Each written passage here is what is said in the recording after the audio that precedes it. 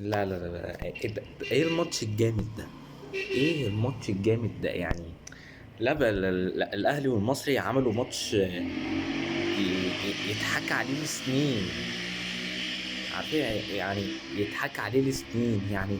ما حسيتش بمتعة يعني من ايام ماتش الاهلي والزمالك في 2020. فيعني حاجة جامدة وبصراحة، كلمة حق، امام هو اللي شايل الفرقة على كتافه. بصراحة يعني هو اللي عامل عليه طول الموسم. عامل عليه طول الموسم وبزيادة. يعني النهاردة هو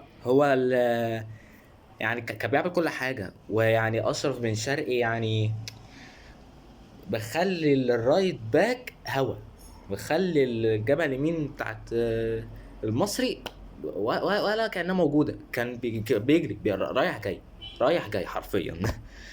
ووسام ايه الجول الجامد ده؟ جون فري كيك يعني ما شفتوش من ايام كريستيانو. ما شفتوش من ايام كريستيانو مع ريال مدريد. وميسي برضو يعني. فيعني ما شاء الله على امام ووسام. بصراحه عملوا عليهم زياده. وطاهر كان كويس، كان كويس ما انكرش خالص. كويس، كان كويس جدا كمان يعني. يعني قول ان هو احسن شويه من ماتش سان داونز. وجول صلاح محسن بالنسبه لي كان كوسه. وبرضه الجول التاني ما تسالش جه ازاي. وانا مش عارف يعني ليه الشناوي يعني كل ما تيجي كرة ناحيته يتفرج؟ ليه؟ يعني ليه؟ ما نفهم، نفهم ليه يعني. احنا يعني. بس برضو ما انكرش ان الشناوي عمل كام لقطة جامدين.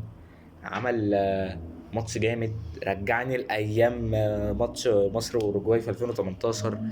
فيعني كانت حاجة جامدة يعني. الاهلي ده الاهلي فعلا اللي راح كاس العالم للانديه، اللي هيلاعب ميسي في ماتش الافتتاح.